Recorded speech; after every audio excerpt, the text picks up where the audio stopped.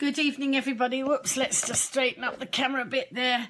Hi, everybody. How are you? Have you all had a wonderful weekend? And how was your Sunday? I've been people watching. I've been out and away, busy. Just let's. Sorry. Yes, I've been people watching, and people watching always. Hello, Juliet. People watching always reminds me of my dad. And hi, Lucy. How is everybody? Just want to see if everybody's had a wonderful day. Have you been busy? What have you been up to? Have you been working? Hi, Dawn. Have you been working? Have you been relaxing, or a bit of each, maybe? I hope everybody's now sort of recovered from being snowbound. Down here on the Isle of Wight, everything seems to be flowing again. Just the weather warmed up and most of the snow's gone. I mean, there were some piles of snow in a car park where I was today, but that's obviously because the other day they cleared it and it's now still in a heap. Hi, Sosa. Susa, how do you pronounce that? Sorry, not quite sure. Hi, Cameron. Thank you for the likes coming in. So, I have spent my day people watching. I didn't sort of set out this morning and say, right, I'm actually going out people watching. Hi, Lisa. What I planned to do today, what I didn't say, oh, I'm off to go people watching. What I was doing was I was been out collecting for the autism directory again. And I've been over in Lidl's in Shanklin. And that's the first time I've been over there. And quite a fun day I've had. I've lots and lots of pennies gone in the bucket, so that's great. Lots and lots of money for the autism directory coming in. But I have spent the day people watching. It is so interesting because we're not allowed to rattle the tins or the bucket. We sit there and we just. I sit there. I have a vest on. A tabard that says that I'm a collector. I've got official badge that I wear, and I have a bucket that's a sealed bucket that's officially from the autism directory, and I have some stickers and I have some leaflets as well. So all the official gear for collecting for charity. And so I made my way over to Lidl's, and I must thank everybody last night who, when I put a message up and said which bus goes to Lidl's in Shanklin, you all came up troops, folks, and told me where the bus was. And in fact, I got the number 2 and got off at the end of Green Lane. I think it was called Green Lane, was it? Around at the end of Green Lane. When I came back, I went round to the co-op, so I had the choice of the 2 or the 3. And so those people who helped me with my bus stop issues, thank you very much. My Facebook community are marvellous and always help me out with the answers to my questions. So anybody who wanted to know why I wanted to know about Lidl, that was why, because I was going collecting for charity in Lidl's today. And so, people watching is really, is what I'm going to talk about. And people watching, this is something that reminds me so much of my dad. My dear dad, who's not with us anymore, but is with us in a different way. And I feel he's people watching now. And I remember many of the stories. Hi, Christine. Many of the stories my dad used to tell. Hi, Ross, of his people watching activities. One of them was, and he'd have been very amused in the shops that I've been in. I've done collecting in Iceland in Ryde. I've done collecting today in Lidl's in Shanklin, and of course these shops have automatic doors. Hi, Karen. They have automatic doors. Now, one of the things that my dad, yes, I'm very well, thanks, Karen. One of the things that my dad. One of the stories my dad told was right at the beginning. Hi, Ian. We're so used to those automatic doors now, but this is a story many, many, many years ago. My dad used to sort of sit. My mum used to do the shopping, and my dad would find somewhere to sit and do his people watching, or to stand and do his people watching. And he was obviously in a shop one day when they had got these when automatic doors were new.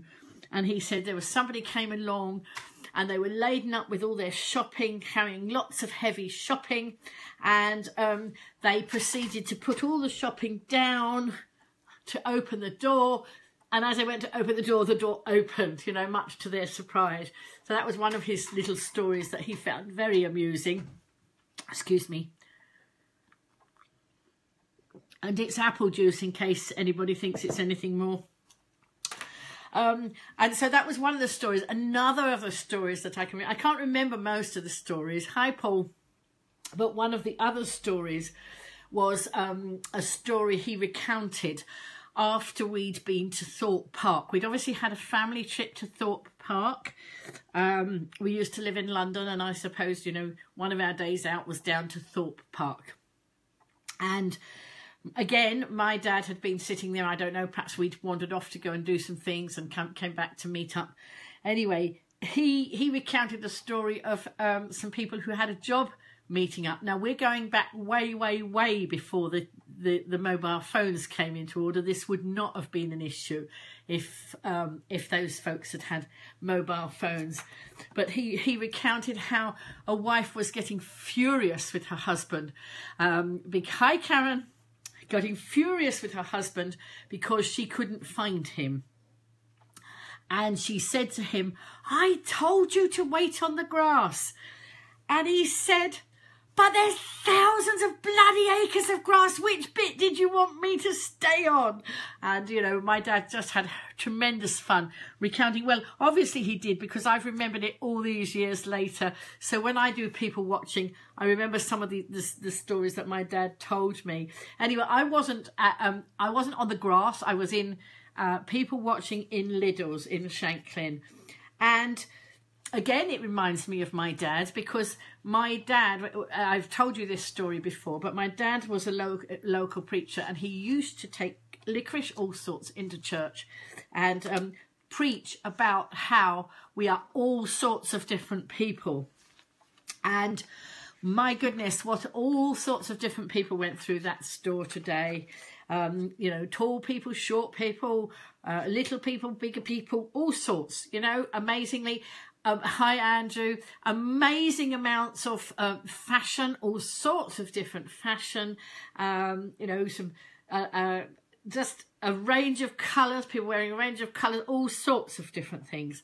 And then, I mean, I was sitting there for, how long was I collecting? I got there at 12 and I left at 4 when the store closed.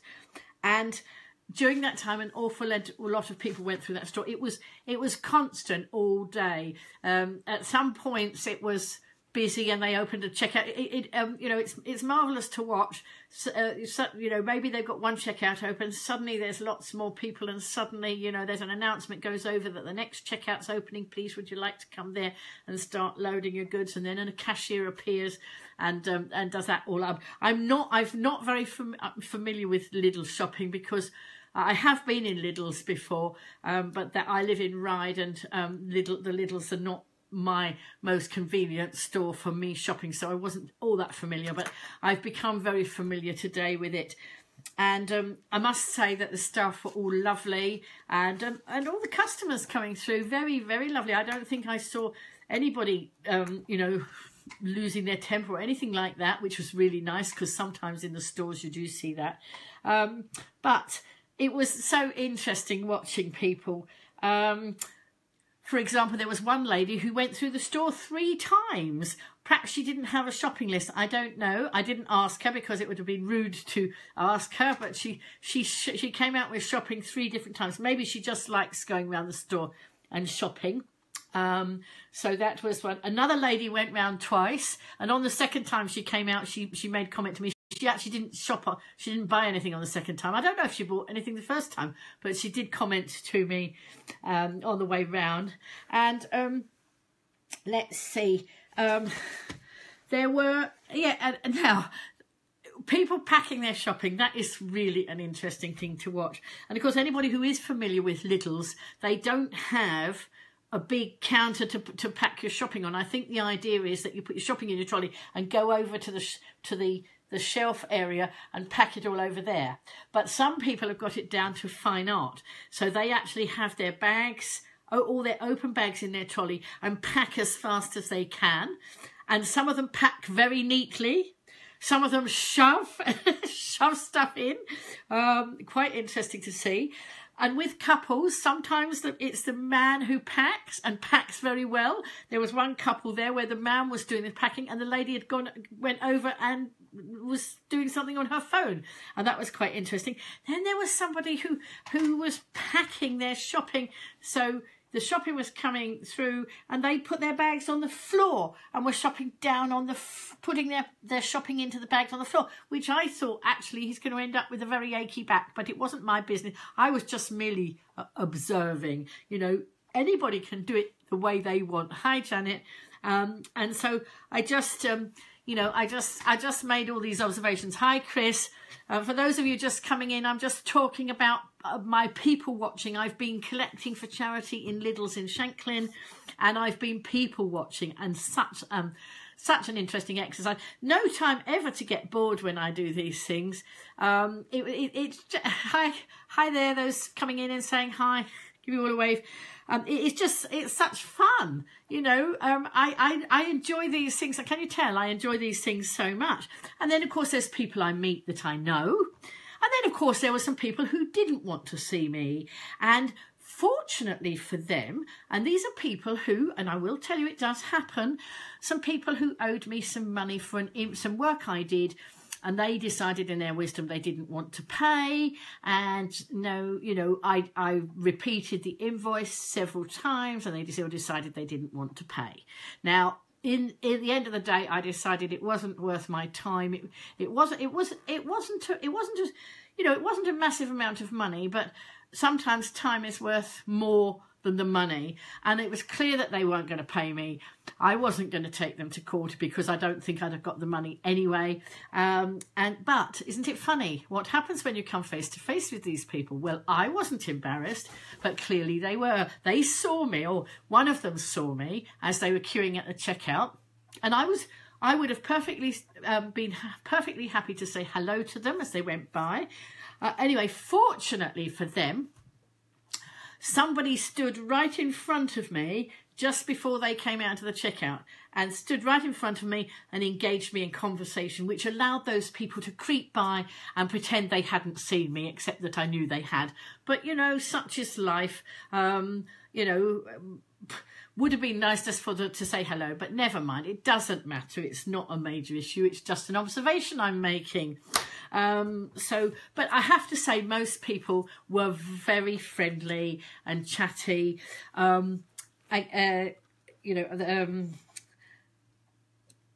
Sorry, I put something down here and I can't even understand what I mean by it.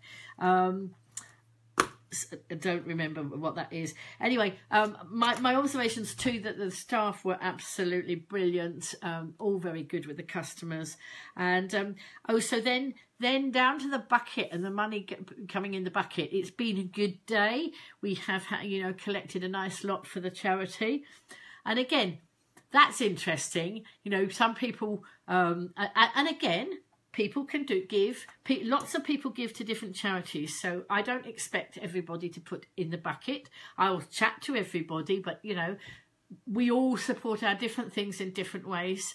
I am finding that a lot of people are wanting to support autism. A lot of people, particularly on the islands, seem to be connected to somebody who's affected by autism. And the point of the autism directory, they are hoping to get a hub for autism on the island. And so obviously the more we can do the collecting, the better that will be. But, you know, so some of them will stop and have a chat, and all sorts of different conversations about that. And then there are the people who come by with all their shopping, and you know that they're struggling with their shopping, so that's fine. And some of them will be so loaded up with the shopping in their hands that obviously they can't, they can't stop and put a contribution in the box. That's perfectly fine. Doesn't matter. But then there's the people who come along struggling, and you think, oh, yeah, they won't stop because they're so full of, their arms so full, and then they put it all down, and then they you know, fish in their pockets or their bags and they find some money. There were the ones who say, I haven't got much, but I say, well, it doesn't matter. Every little bit helps, even a penny. If anybody can put a penny in the bucket, I am very grateful. And so, as I say, all sorts of people. That sometimes you see people walk past and you say hello to them and then they're gone. And all of a sudden they come back. They've gone over here, sorted some money out and come back. So it's all very interesting. I'm not quite sure about, do any of you people watch? I was watching the children too. Didn't seem to be that many children in the store today. I don't know whether there's normally a lot of children in Lidl's, because I'm not normally in Lidl's. But they're the ones who come skidding through on their wheel, you know, their shoes that have got wheels in them. And then there was a chap on a scooter, and then there were you know, other children, not very many children. And hi Jane, talking about people watching today. And so, you know, it was fun to watch. It did remind me too when the children came on through with the wheels on their shoes. It reminded me of when I was in London. I told this story the other day. Excellent, Andrew. Thank you. It's, you know, it's dear to my heart. Charity work is dear to my heart. I started doing helping and fundraising for charity when I was quite small. We had a big garden back in London, and I used to arrange garden parties, and people from the church used to come, and other friends of mum and dad used to come and support, you know, the things that we did. It was very nice, and I've always supported charities, and I don't just stick to one. I will help wherever I can, and of course, because of my live stream, I often live stream and report on other ones. I will share anything I see for charity. And one of the things that I think is so important, and because I'm in the business community here on the Isle of Wight, I have always tried to encourage. Look at all that love coming in. Thank you, folks. That's really nice. I've always tried to encourage the businesses to get to work with the community. And then one day some guy said to me, when I was chair of Rye Business Association, he said, but it's not about the community.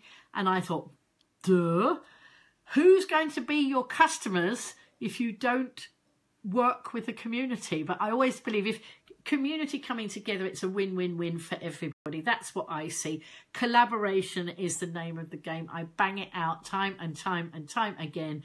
Eventually people might get it. A lot of people do get it. Eventually more people will get it, and the more you work together, the better it is, you know, for the charities, for the business community, for the general, you know, just the general community as well. It works. And there are so many charities in need, you know, with all sorts of funds being cut and everything. There's charities, you know, I couldn't stick to one charity on the island because, you know, we've got the lifeboat people, and we've got the hospice, and we've got, you know, the autism directory. We've got so many, hi David, so many different charities that I try to do whatever I can for any of them. At Christmas, I mean, on one of my lives, on one of my pages, I think it's on my Isle of Wight.live page. If you go over there, that's Isle of Wight.live, Isle of Wight, all one word. I know it's not all one word, but on there it's Isle of Wight and then a dot and live. If you go on there, you will see that I have, at Christmas, I was out in the freezing cold, live streaming the Santa Dash, when loads and loads of people dressed as Santas and did a dash along Ryde Esplanade.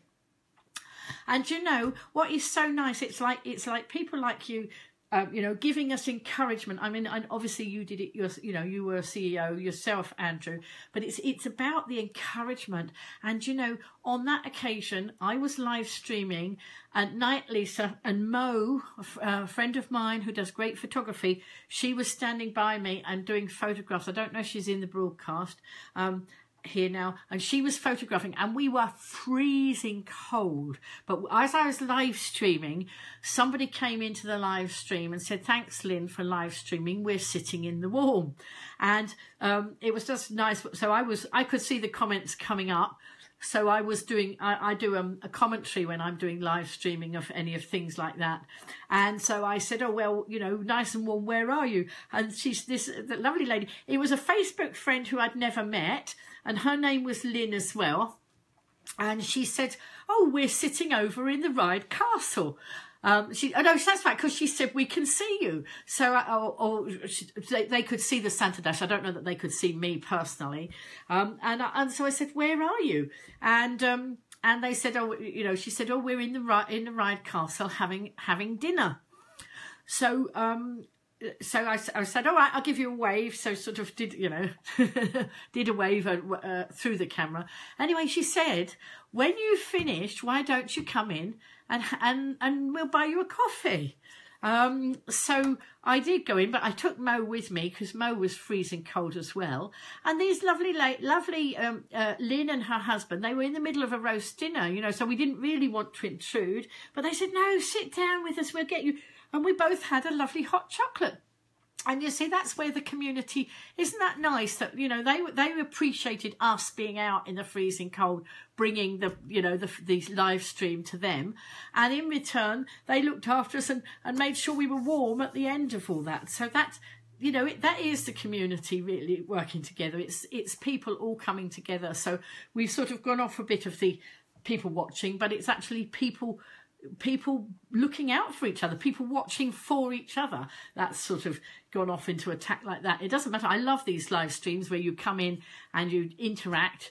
And you know, today while I was in Lidl's doing my collecting, you know, I'm sort of watching and seeing people coming and recognising some people I know. And then somebody went past me and he turned round and he said, Lynn, isn't it? And I did recognise him. It was somebody I had met.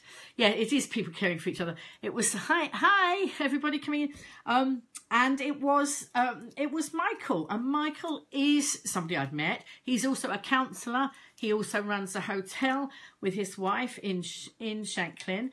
And he stopped to have a chat, and he is one of my regulars. He pops in. I don't know if he's in the broadcast now. I haven't seen his name come up tonight. But you know, we had a chat about the live stream and that sort of thing, various other chats about, well, various things, putting the world to rights and whatever. But it was so nice. So that's the second day in a row when one of my Facebook audience has stopped me and said, you know, yesterday it was somebody I didn't know. And if you weren't in the broadcast last night, it was over the frozen carrots. I was in Tesco's doing my shopping, minding my business, and then somebody said, hello, Lynn. And when I looked, and I'm sorry for those people who were in last night's broadcast, but we got new people in tonight's broadcast. When I looked at this gentleman, I looked and I thought, I'm not sure that I know you. Mind you, I'm getting older and sometimes I forget. I have, you know, it does happen. Anyway, I said, have we met? And he said, no. So I said, oh, right, okay. But he obviously knew me. And this happens to me lots now. Lots of people say, hello, Lynn. And they put me on the spot. And then it turns out they are actually part of my audience. Hi, David. And so last night it was a chap called Mark. And hi, Laura. And it was, and Mark had seen my broadcasts. And then, so, you know, there we were networking over the frozen carrots in Tesco's. And so I chatted with him. Hi, Parita. I chatted with him, found out he runs his own business. And then since then we've chatted online.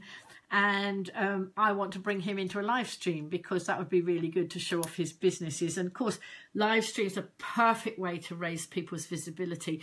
It's something I'm really trying to do for businesses. Hi, Steve. Get more and more and more of the business owners live streaming their businesses. It is perfect way to raise your visibility. You know, when these people start saying hello to me that I've never met, it proves it works. You know, lots of people out there. Some nights I have had often had 100 people come into the broadcast. I'm not sure that they're there all the time, but they have come into the broadcast and watched parts of it. One night I had over 200 people in the broadcast. So you can see it's building and building. And so that's why I continue to do it, because of course I talk about things to do with the island. I talk about how I can help people's businesses. I talk about just things in general. Sometimes it might be somebody coming into the broadcast who might, I have had people say that they were feeling a bit fed up and they saw me live and they came into the broadcast. So if I can help in that way, then it's, you know, I feel like I've done my bit. I always say that I try to educate, inspire and entertain. And if I can do any one of those while I'm live broadcasting, then it works for me. So I hope, you know, it works for you. I do get people coming back and telling me, I get people giving me private messages about it. But it is really about, you know, well, it's building my brand, me as a brand, because these days, you know, we are our own brand. Hi, Melanie. And you know, I'm just doing it every day. It's content. It's putting content out there. And in my case, it's much easier to just jump on here and chat than it is to write a blog. You know, I find it much. I know that there are ways of transcribing this into a blog because my son's taught me all that. But I just find that I just hop on here and chat to you all, and sometimes it's just general chit chat, sometimes it's something that's happened in the day. As you know, the other night, those of you who were in the broadcast, I did a rant the other day. Better than TV. Woo! Lynn online live at 10. Livestreamlyn, hashtag Livestreamlyn, that's what I'm known as now. But you know, I hope it's what class would you put it in? I hope you'd class it mostly as light entertainment. I'm not quite sure. I hope you don't class it as a horror movie or anything like that. But I do try to, as I say, inspire, educate and entertain. I was told way back, and I've told this story before. Hi Tristan. There's the guy who was telling me how this is my son just come into the broadcast. How are you doing, Tristan? Do you want to hop on here and say hello? I was just talking about you. If you've got a minute and you want to come into the broadcast, let me know. I was saying, you know, how, what was I saying? Oh, I do this all the time. So hello. Fun with Lynn's entertainment. Oh, right. Okay. Tristan, they're trying to work out which category my live streams go into. And I said, I like to educate, inspire and entertain. And then I was saying it's, Tristan, I was just saying, right. Okay. Does that mean you haven't got time to come into the broadcast, or have you got 5 minutes to stop and come in with your mum? Just let me know.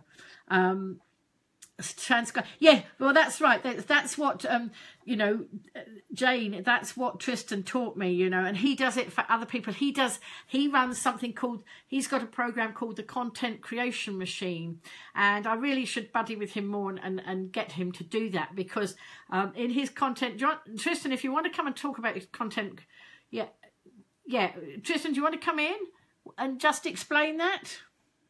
Let me know. Let me bring you on camera. Come on camera for a few minutes. Let's see. Whoops. Hang on. Let's see if he'll come on. Because yes, Jane, he has a client abroad who does everything just as live on video. And then what the Content Creation Machine does is transcribe it into blogs, tweets, and all the different content. So you know, there. So I'm not quite sure. It says it's adding. I don't know if he's going to come in. He may be too busy with. I know he's had a lot of busyness going on. So not sure that he's going to join me. But I do need to actually get that all transcribed. But for me at the moment, I just jump on here, on and off here. I do networking meetings, but it's all about raising visibility. So, you know, as I say, today I was out doing collecting for the Autism Direct. You know, that's now. Hey, here he comes. Hello. Hello. Sorry, like I was in the middle of doing something and I was actually typing a reply, and when you invited me, it meant I couldn't finish the reply because it puts the screen up to stop me. Oh, So naughty mummy, naughty mummy. I've literally only got a couple of minutes because I'm in the middle of writing this business course for the university that we're going to be delivering over the next 6 months, just helping startups and SMEs with growing their businesses. But yes, content creation machine, very, very quickly. In fact, I can drop it now because now I've got my chat bit back. Let me just drop the link there. So that link that's just down there, it's nomad9.com/in9ccm. Basically, the content creation machine overcomes the problem of creating content. So many businesses struggle with being able to create the amount of content that they need to put out on different social platforms. And so reverse engineering that, we've helped people to start creating content by using video. So leveraging what you talk about, going live, talking, sharing their story. And then we turn that personal element of how they speak, what they say, their knowledge back into full written content that goes across a number of platforms. I'm probably bound to miss one, but it would normally go on their website. So blog content, it would be LinkedIn articles, it would be Medium posts, it would be Facebook notes. So all the long form content, then it could be pulled back down into quotes for Instagram, tweets for tweetables for Twitter. You can put stuff over onto Pinterest, and we also correct all this, make sure that the subtitles are correct with all the videos, because a lot of people are watching video without the sound on, and so obviously having those subtitles on means that actually you can actually get that capture those viewers who can't listen, and so it's really, really like key. One thing we're doing at the moment is looking at burning in the subtitles so they're literally always on. So you know, people don't have to turn them on when they get to the video; they're already there, and that's basically how we've operated that. Is it's run on costed on a per minute of video basis, and dependent on the size of the business, the amount of content, and the team. In fact, this is an interesting one for you. I've just reconnected with David Davis. Who's now excellent. he's now working for a recruitment agency. There's 4 of them in the office, and we're showing him how it can work so that they can go from putting out 1 blog a month to 4 a month, so 1 a week, because there's 4 in the office. They still do 1 a month each, and then turn them all into content. And so obviously they're going to quadruple the amount of content they're going to be putting out, which is pretty cool. But yeah, so it's costed on a per minute basis. So per minute of video, we guide people on what makes good content. One of the things, obviously you come on and you do a lot of interaction, engagement and chatting. If you were going to create content and you were going to put a piece through, it would be a better idea to come on, do a short broadcast that's just delivering knowledge, delivering value, and keeping it short. So like 3 to 5 minutes is kind of a good length. You can go anywhere from like that 2 to 2 minutes, like if you want a really punchy short and you're going to do them regularly. So if you look at 2 minutes, you could do 5. 2 minutes would be 10 minutes of video, whereas if you're getting up to 5, you're only going to get 2. And of course it's the content you get out of the back. If you do 5 2-minute ones, you get 5 short blogs. If you do 2 5-minute ones, you're going to get longer, more in-depth blog, but only 2 of them. And for entrepreneurs and small businesses, recommending somewhere between 10 and 20 minutes a month to get a good amount of content that they can pull out of that.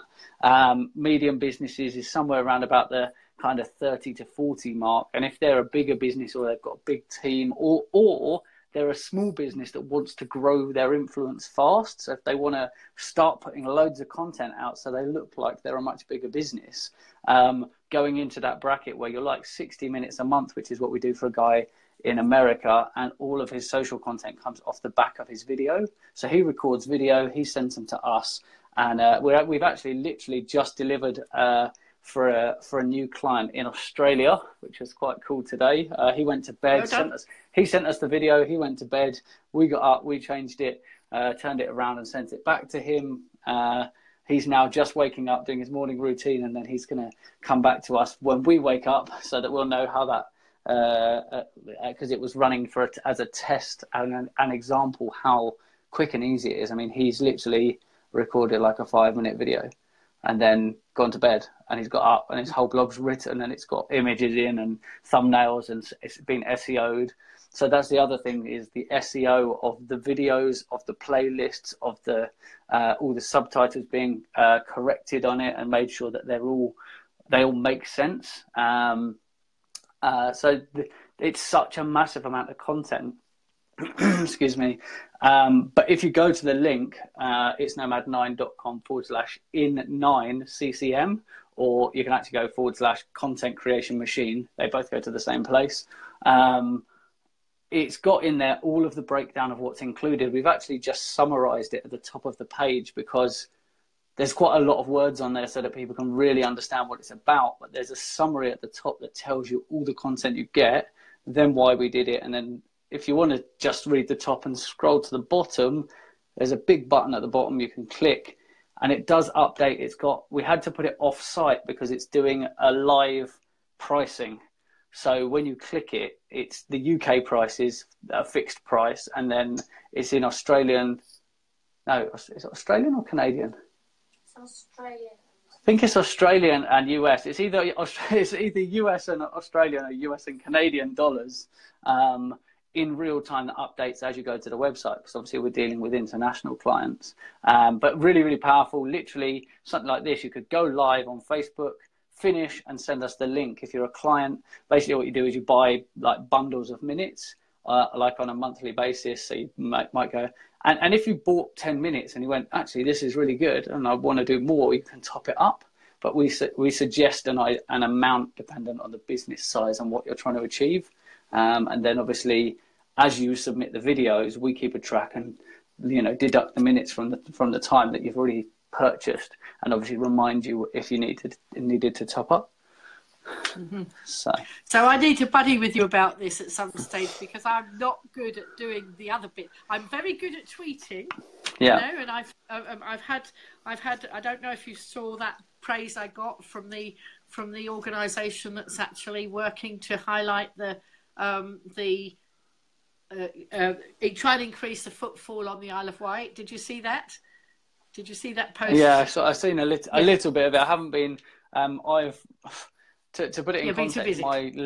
My link. Well, I'm writing a course for the university, and also I've just had today. I've had about 30 new LinkedIn connections, including the CEO of an international company who my friend works at the company, and we were chatting, and I said, "Oh, I should look your company up." And did the search, found the CEO, and he couldn't believe that in 3 minutes or so, I'd managed to connect with the CEO and arrange a phone call with him. We're talking like the very top level of the UK branch of who he works for. And he's like, how did you do that? So this is what I teach. So this is exactly what I'm talking about, was a real example of connecting and making that happen. So just jumped on for Content Creation Machine. But I do have to get back. The course is not going to finish writing itself, unfortunately. Haven't you worked that one out yet? Unfortunately, it's not something that can go through the Content Creation Machine either, because of the nuances of how it's got to be laid out and bits and pieces like that. We have to do all the learning outcomes and things like that, it's really exciting. The fact that we're getting to deliver to, I think it's 60 SMEs up here. Which is really good. So it's everything from, and in fact, hats off to Sean Foley for stepping up to the plate to come and deliver some content at that as well.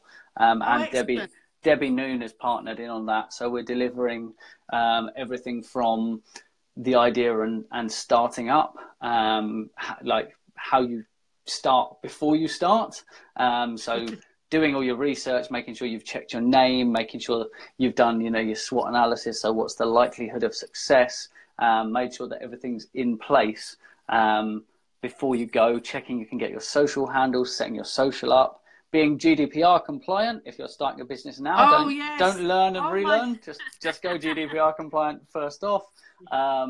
So making sure that that's all on track, and then then we've got the culture side, so making sure that when you're bringing in a team, who are you being, how are you delivering for your customers and for your team, how do you bring that culture to them, which is a big part that Sean's bringing, the emotional intelligence side of things, and then obviously the practical setting up your social handles, how to do it, how to create content, how to roll forwards, like basically how to constantly create content, stay visible, market your business, and how to do that when you're a startup business with a small team without that overwhelm. So exactly what I talked about in Corby, removing the overwhelm and making it manageable so that the business can grow.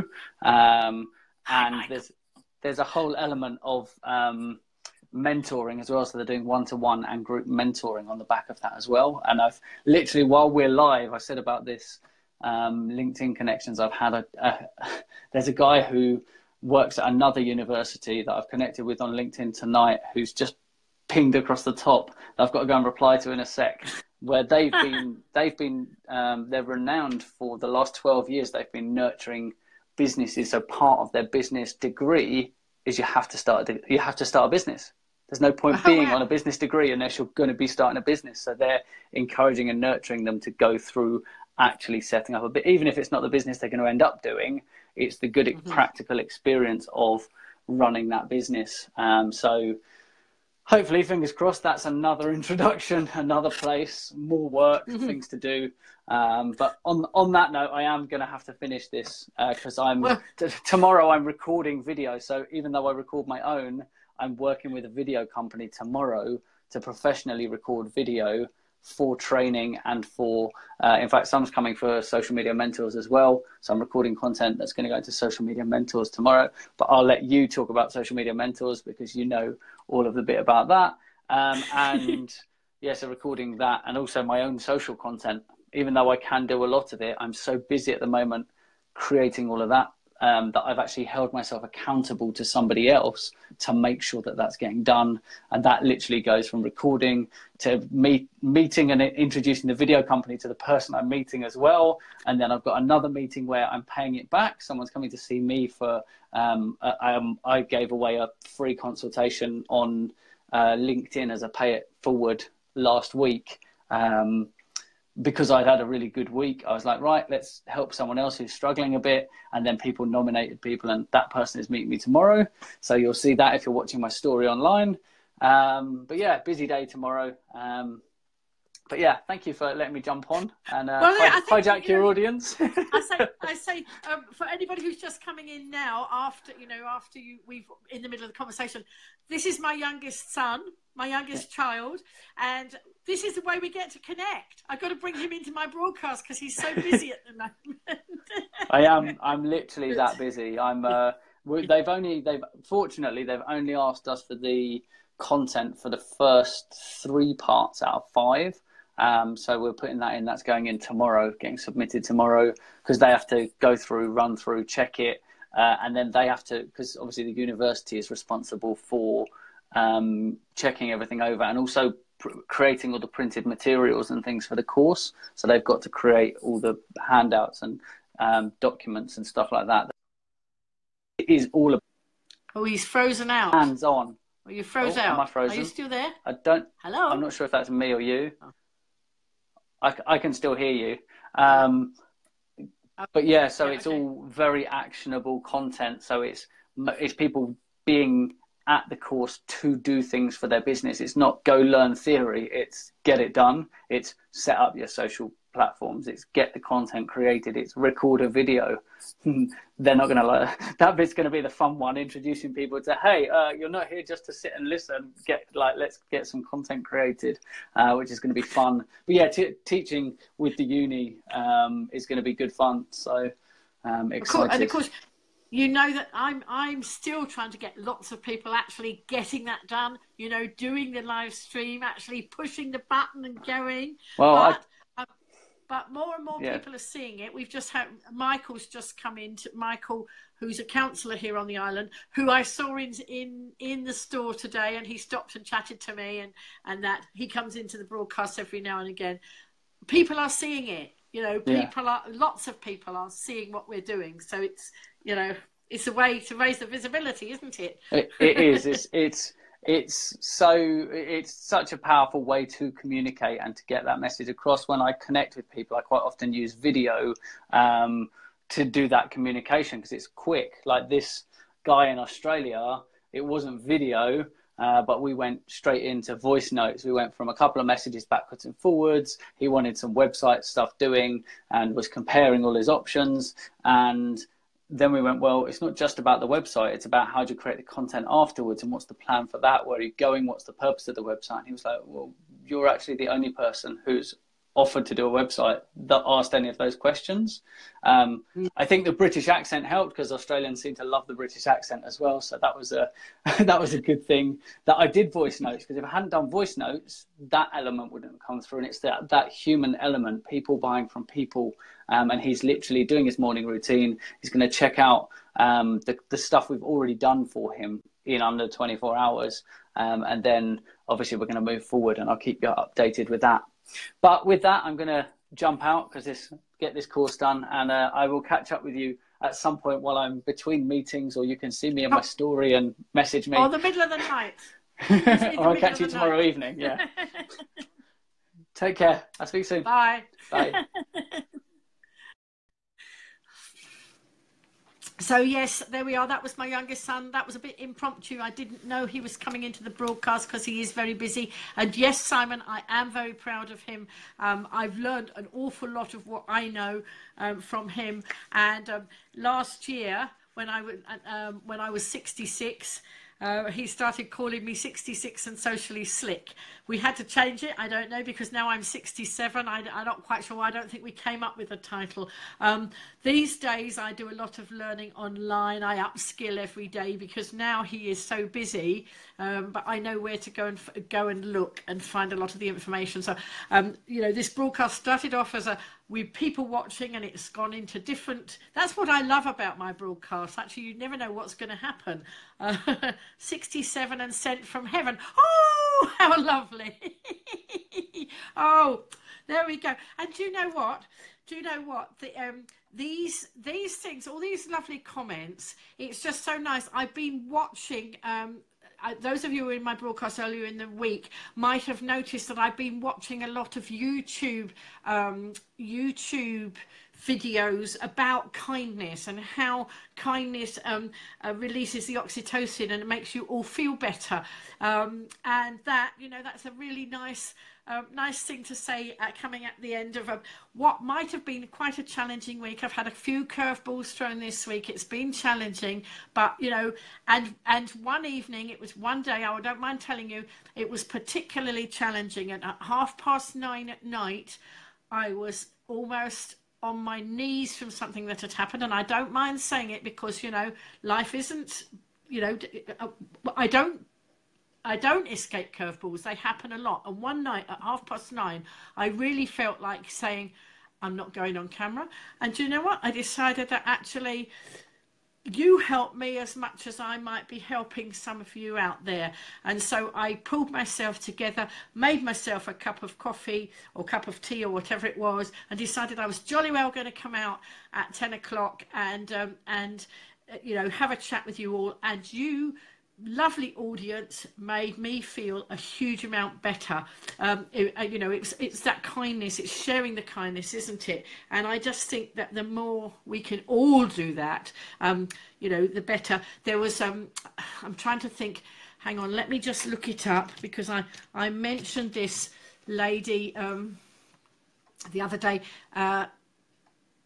Yeah, Ryder, I tell you what, the roller coaster, my goodness. Simon, I started my own first business when I was 27, and so I'm 67 now. So that, you know, in my maths, that makes 40 years of self-employment. And of course, I started getting those, you know, people, whether it's jealousy or whatever it was. The first curveballs started coming very soon after I started my own business, and that roller coaster of life. Yes, late start. All right, I was a late starter. Tristan started his business when he was 12. I've only been self-employed when no, but Tristan, look, give me credit. I went to college for 3 years. I'm going to defend myself. I went to college for 3 years. I married your dad. I had Toby. Then I started, and then when Toby was 18 months old, then I started my first business. So I'm sorry I wasted a bit of time in between and I wasn't 12. But I'm going to tell you, folks, the story of how Tristan started his business at 12, because this is a bit of a fun story between us. Tristan used to go to a private school in West London, where we lived and where I lived most of my life. And one day I got called in by the head teacher. We want to talk to you. And so Tristan was with me, and we went in, and Tristan, naughty boy that he was, depends how you think, he had been running a tuck shop in school. And so, he wants to come in the video. Wait a minute, let's bring him back in. All right, let's bring him back in.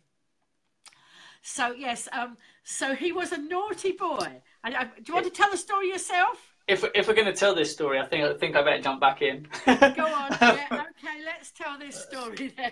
Do you want to tell it? So yeah, well, it has a direct tie back to LinkedIn as well now, being that I've been talking about LinkedIn.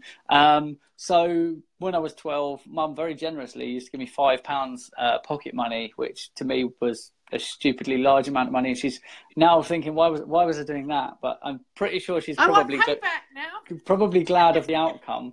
But the entrepreneurial side of me saw the opportunity, rather than taking the £5 and just spending it on myself, that I could go, because I was at a private school in London, I could spend that £5 on sweets and create a tuck shop, because there wasn't one at the school. And sure enough, I managed to get away with it for a long time and made a fair bit of money. But then I got caught, and Mum got called into the headmaster's, very strict South African headmaster, who went on to tell Mum that I'd been very dishonest, and it was a bad thing that I'd done, using my entrepreneurial spirit, filling a gap in the market, making some money for myself rather than relying on anyone else, was a very, very bad thing. And as we turned to walk out the room, before we even got out of the room, Mum had turned to me and kind of quietly said, "You're going to do it again, aren't you?" To which obviously I said yes. And her response was, "Just don't get caught." So if it wasn't for that, obviously that, nurtured my entrepreneurial spirit, which is obviously why then over the next, I've forgotten how many years now, 20 odd years, that's why I've carried on doing what I do. 24 years, that's it. I totally forgot how old I was for a minute there, because I got lots of numbers in my head from the documents. Did you never study the maths? You were too busy running a tuck shop to study maths. So the funny thing with that is, actually, when I ran that tuck shop, there's, I don't know if you remember this bit of the story, there's one kid that I extended credit to, and back then I wouldn't know, about doing your checks and your reference checks. You just go with your gut, which so many people in business nowadays don't.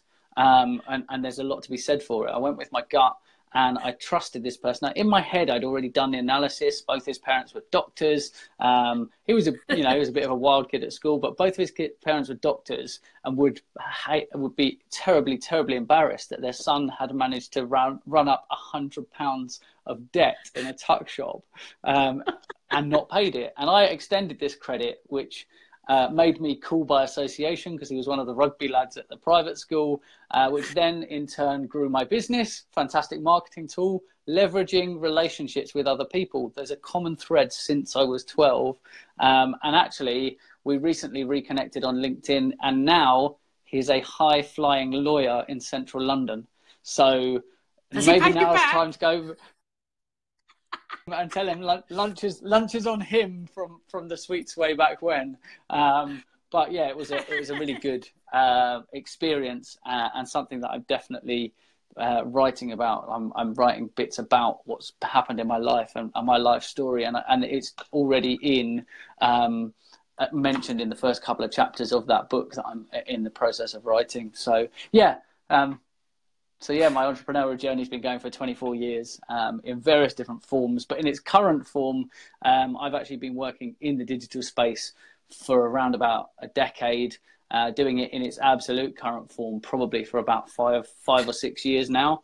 And the funniest thing being, I'm from a family of teachers, and I always thought I didn't want to be a teacher, and it was nothing to do with being a teacher, because I absolutely love sharing knowledge and helping people. My own motto is I selfishly want to help everyone, but it wasn't the teaching that I didn't want to do, it was the classroom. So actually taking it out of the classroom, doing it by video, doing it as sit-down consultations, video calls, voice notes, WhatsApps, videos that I'm recording and sending.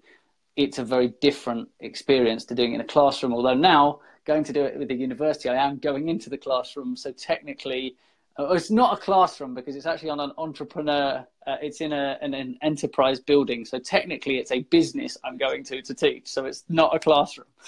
So I've still stayed true to that. But I have just been talking to. I just spoke to the guy I said that I connected with at the other university, and they're actually building a whole new building at Bucks Uni to nurture businesses, and they're literally building a whole building just with the purpose of nurturing small businesses and bringing more business in the UK. So really, really exciting. Excellent. They've just secured a phenomenal amount of funding. So yeah, really, really good. I was actually in the middle when you started that story of replying to Karen, Ari, the pricing and the links and stuff. So I will send you a link over now, Karen. I am jumping off, and I have Did got you to see go. what? And whatever stories, I can't come back this time. Did you see what Simon put? He said he one? put that your friend will probably charge you an hourly rate for the lunch. So watch out. He probably will. I'll work out my compound interest and see how long we can spend at lunch then. Right, I'm gonna go. Bye. Thank you. Bye. There we are. How did I know that he'd probably hop back in on that story?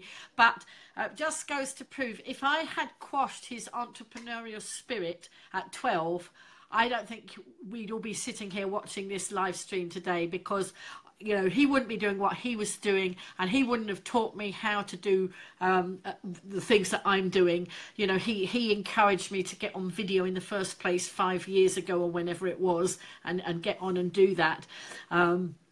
And so, we just wouldn't be here doing this. Who knows what we would be doing this evening. But I do watch him. We were working together at one stage, but now he's in Coventry. It's easier for him to be doing his stuff and me to be doing here, and sometimes meet in the middle. You used to say your mum's packed lunches at school. So does that mean you went hungry, Simon, or did you then go and spend your money on tuck because somebody else selling tuck in the tuck shop? Who knows? But we have fun in this with this story, and I do believe that if I had stopped him doing it, that the whole story would be a very different one. But I have to say, I am really enjoying my time. Oh, you spent it on chips. I was close. But I am really enjoying my entrepreneurial story.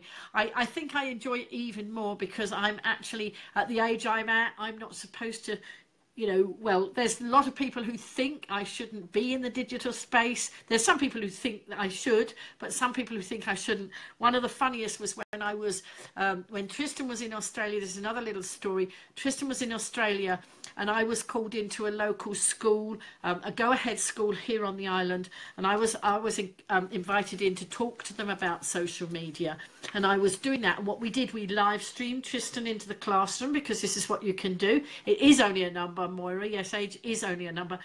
So on that occasion, we live streamed. Bye, Simon. Thanks for coming in, and you can watch any of it, the rest of it on. It's almost finished anyway, but there's always the replay. I do save them all, and then I'm actually putting them all up on YouTube for anybody who wants to browse by. Yeah. So we streamed Tristan in from Australia to help with some of the bits, some of the teaching, and I had been talking to the children about social media, and when I asked them what their favourite platforms were on social media, and then I told them that at the time my favourite was Snapchat, and they fell off their chairs laughing because, you know, the thought of somebody of my age being on Snapchat, because at that point, obviously, this was a while ago, at that point they thought that anybody, you know, over, I don't know, over about 18 shouldn't be on Snapchat or whatever. But you know, we've had a lot of laughs around it, but you know, I do use it to say that if I can do it at my age, anybody can. And there are those of you watching this broadcast who I want to come the other side of I want you to come the other side of the camera. I want to get you on live stream talking about your businesses. And you know, I'm sort of looking at particular people here now. I won't do it tonight because it's now 11 o'clock. 2% of Snapchat are over 55. How many are over 65, Tristan? Do you know? Have you got that figure? I haven't been doing Snapchat recently, I have to say. The only time I use Snapchat at the moment is when I'm with the grandchildren. And although they're not allowed to be online, they do love playing with the Snapchat filters. And what they do is they play with the filters. What's that? You only me. They play with the Snapchat filters, and then they take a picture, and then we delete them, so they actually don't end up online, because we think you know, not a good place for young children to be online. So although because they're part of my story, they come, their hand will come into my story, or a foot or something like that, you know, when I'm telling my story. So anyway, I think, you know, I hope you've enjoyed the broadcast tonight. It started off as about people watching, and then we went off on, you know, different tactics. The other day, somebody pulled me out, tried to call me out, tried to pull me down. Actually, it was one of those people, rather than. It was one of those people. Hi, Andrew. I don't think I said hello to you, Andrew, because I saw you come into the broadcast while Tristan was talking. Yes, Andrew and I go way back in a business a long time ago. What was I? Sorry. Yes, somebody. I was giving away some free help the other day to a business that I do in my card business, and I had the permission of the chap who runs the business, because I felt that a lot of the people there would benefit from using Twitter, and they didn't know how to. So I did a live stream on Twitter in the group for them, giving them some top tips, because most of them were right at the basic level. They just got an account but didn't really know what to do with it, and didn't understand Twitter at all, like I used not to. I used to. Oh, yes, I will, Andrew. Thank you. I'll do that. Yes, that's Social Media Mentors. Hang on. Right, I'll make a note of that. Yeah, so in this broadcast, I was answering questions and things like that, and I lost my track a bit, like I always do. But, you know, I am not the BBC. If you want the BBC, you know, go from my channel and go and watch the BBC. This is what I felt to him. Thank you, Tristan. And he was being critical. Instead of saying, he was a bit of a know-it-all, actually. And instead of saying, Lynn, that was useful, I'm sure some people got something from that, he actually took the other tack, and he tried to show me up. He tried to make out that I said I know it all. Now, if he'd watched any of my broadcasts, he'll hear me say I don't know it all. I'm learning new things every day. There's always a chance to learn more, and I might not be a total expert, but I actually do have an area of expertise above other people, so therefore I want to help these other people. And this I was doing for free. I was giving it away. So actually I thought it wasn't, he was actually quite rude, and but we leave it, it was what it was, and I moved on. And the people who had this Twitter help, they were very grateful. They've started using some of the top tips that I've given them. So I think, you know, I don't know whether this person actually comes on camera and does it himself. It's very easy to criticise, isn't it? So right. Oh, anyone want to know how to make £3,000 in 7 minutes on Twitter? That is something that Tristan did. We ran a conference, social media conference, and Tristan did a talk, a short piece on that. So if you want to know about that, he's put the link in there for it's nomad9.com. Social media. Well, I say ours. we were working in Social Media Mentors together. He's doing that now. I'm doing my live streams and that. But, you know, if you want to know about that, basically Tristan can do lots of help. I do certain help on social media, but that is a group where you can get a lot of help. So really, Tristan, I presume it's all listed what you do in there, is it? I'm getting a bit tired now, so okay. What's the yes please? What were they saying? What were you saying yes please to? I've lost my thread, but there you are. Then you see, I'm not BBC. Refreshing the group this week. Okay, so right, Tristan. So give me any more pointers that I need to know so that I can share it with people. Re-invite you. Right. Okay. What? Back into the group now. Hang on. He's coming back in, folks. He's coming back in because I was getting muddled. Oh yes, I see. You want? That's right. You want to know? Sorry, you were answering Tristan's question. Okay. Let's see. He's coming back in. He who's got so much work to do, but he's coming back into the broadcast. Hello. Sorry about. Hello. I'm not going to jump on and do the 3K thing in 7 minutes. What I will do, though, I'm recording a video tomorrow, and I don't know how good quality the original talk video is for audio. So what I'll do is, if I get 7 minutes tomorrow while I'm recording video, I'll record it, and then I'll put it out, and I'll put it in my talk section, and I'll send it back out so that you can share it with everyone, and you can post it below this video.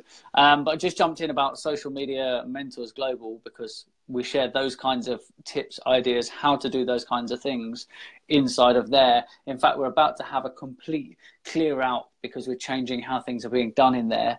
And that's going to happen this week. I want to start delivering slightly differently there. I've actually been talking to a couple of other people about working with us as well.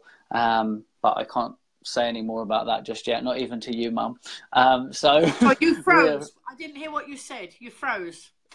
So we're changing how that's being done, and we're having a conversation with a couple of people about being a bit involved in that as well. But I can't even tell you what that's about just yet. So as it comes, you will be the first. You'll be the first to know about 30 seconds before I tell everybody else, probably. But Social Media Mentors Global basically is a group where you can go that we're going to share with you knowledge from ourselves. So we go on and we'll do training. So we're going to do a lot of screen recording. I've actually bitten the bullet and gone to iOS 11 on my phone so that I can screen record my phone within the phone so that I can create content much quicker. So we're actually going to be showing people how to set things up, how to use tools, how to make the most of using certain things within the phone. So if you want to learn how to do those things on Twitter, I could literally show you on Twitter and record the screen and then obviously send and upload the video. So basically the whole point of that is that it's one place that you can go where you can get what the latest change is, how it affects you and what you need to do, without having to go and read 4 blogs, decide which one's the right one, try them all and find out you spent 6 hours doing it and you still feel a bit lost. We're there specifically to help. We're there specifically to help break that right down. When you get to the page about Social Media Mentors, there's examples of people we've worked with in the past, how they've experienced it, and that the lessons and the way that we teach and that kind of feedback is there as well. So it is run as it's a monthly group. It's a monthly subscription for the group, and you can check that out. It's on the website. I'll drop the link underneath again when I get off this broadcast. But that is keeping you up to date with all the social things. It also has, I say it's Social Media Mentors Global. That's always been the name. We're not going to change it, but it does also throw in things like productivity, how to things that are not necessarily social media, but how to create good blogs and how to build out like your social strategy that sits behind your content as well, because so many people are doing content for content's sake, rather than posting with a purpose and with an intent to actually thinking about what the end goal is. Why am I posting here? Why am I doing it? Well, everybody's on social media isn't a reason to be there. Like, why do you post that many times a day? Because someone told me to. Okay, well, what are you trying to achieve with it? Because you're overwhelming yourself with the amount of work to do, and that's what Social Media Mentors is about. I won't touch on the other group now. I was gonna talk about the other one, but we'll focus on the Social Media Mentors one because it's the most important to every business. Yeah, because you're trying to take away the overwhelm, and if you add the other one in, you'll put in the overwhelm. So really, social media the other one, it literally helps people set goals, so it sits in line with helping with the overwhelm, but it's a completely different thing. So the social media one is about staying on top of the social media, because without the marketing, the number of people who say to me, oh, I don't need to market my business, or I haven't got the money to market my business. Social media doesn't need to cost you a lot of money. If you're creating content with a purpose and you're targeting it at the right people at the right time in the right way, you will get results, you will get traction. And we show you how we've done it, how other people do it, other ways that you can do it that are relevant to your industry, and things that your industry can learn from other people. And that works regardless of what your industry is. We can help you. And that's where being in that group means you can ask the question. If you've seen something and you go, yeah, but how would I make that relevant? I'm a florist. How would I make that relevant? And so then it might be, give you a really quick example, helping people to understand about setting up joint ventures and working with other people who already have their audience. They've already got the trust of the audience. If you can work with them, you've instantly gained the trust. If Simon Cox is still in here, he will have heard me say this before. Selling jeans to a middle-aged woman is not about selling jeans to a middle-aged woman. It's about selling the idea of those jeans to her teenage daughter, who understands, like when the daughter says, Mum, you look great in those, Mum trusts the daughter, Mum wants the jeans, wants to keep them. If you target the mum is skeptical, she's adverse to being marketed to, she's less susceptible to the social media side of things. So actually you're going to fight a longer, harder battle than going straight to someone who has that. So as a florist, a partnership for a florist could be property letting. When people move into a house, what if the property agent puts a big bunch of flowers in there and a note clearly branded, whatever, there, so that if they take a picture and they put it on social media, guess what? That person in that house just advertised your business to an audience that you didn't have before. You know, the phone call follow-up as well, just to see, you know, did the flowers arrive on time? There's now a reason to follow up and a personal connection. So it's building that, it's building the trust and so between two businesses, building a relationship with them so that you can do that. A florist could also work with like a garage, so a high-end garage where people are buying a BMW or a Mercedes. It's a interests are. There will be common themes. Say that again. There will be common themes where if most of the people who come and buy flowers from your shop earn over a certain amount of money, follow certain sports, drive certain cars, there are trends within the types of people who shop, the same as people who shop at Tesco's for different reasons than the reason that people shop at Morrison's or Waitrose. They're different types of people with different interests, and there are traits that obviously not everybody that goes to Morrison's drives the same type of car, but you can start to see trends and then you can target based on those trends, and that will grow because you've got the trust of the garage who's already sold them a car and made them happy, or the person who's dealt with their house move for the last 6 months, and you literally step in at the last minute and go, hi, and you put it there. And obviously, you know, they can, you know, it might be that there's a voucher there for 50% off a bouquet they might want to send to someone else, because then now they're your customer when they come through there. So yeah, all of those kinds of things we share in there. And of course, people can ask for the help on how do I do that? How do I make the £7,000 on Twitter, or sorry, £3,000, 7 minutes on Twitter? All of that kind of stuff can be asked in the group. And of course, the people in the group want to share the things that they've succeeded in and what they did and what they tried and how it worked. Like I said, we're actually going to clear the group out completely because we're just going to have a bit of a rearrange in there.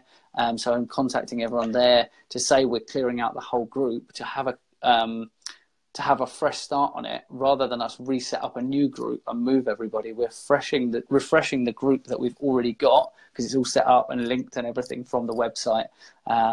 So that we're going to have a refresh of that this week. It should be done, I hope, by the end of this week. I think it's going to be the latter part of this week. And then if anyone's interested in that and they wanted to come in March, if they actually speak to you, then I'm going to put them in March, but they have to come to you to do this. If they come to you and ask to get into social media mentors, I'm going to put them in for March completely for free. And so they'll get the value for March to the end of March for free. And we actually bill on the 9th, because it's Nomad 9. So it's a monthly cycle running on the 9th. So they'll get all the way up next month, April. They'll get all the way up to the 9th of April, but they have to come to you. Yeah, they'll have to come to you and request that to get in. So it's only for people that are coming through you or off your broadcasts. So that's a little value add for you, because I've hijacked your broadcast 3 times tonight. So right, I'm going to go. Course to do. Anyone wants to know, they can always hit me up, message me. They probably won't get a response tonight, but I will try to reply to people tomorrow between meetings and video recordings. Bye. For the third time. See you later again. Third time lucky. So there we are. That's turned into a very different broadcast, but I hope that's been useful, folks. Some information there. If you want more information, then message me and we can do that. I can give you more information about that. So I think we've been on the broadcast now for an hour and 20 minutes, or I've been on the broadcast for an hour and 20 minutes. Some of you have been here right through with me. Some of you have joined in. I hope it's been some value to you. If you find that it has been some value, then please can you share it with other people, because obviously hashtag sharing is caring is what we always talk about, and it is nice to pass the information on to others if we can help some more.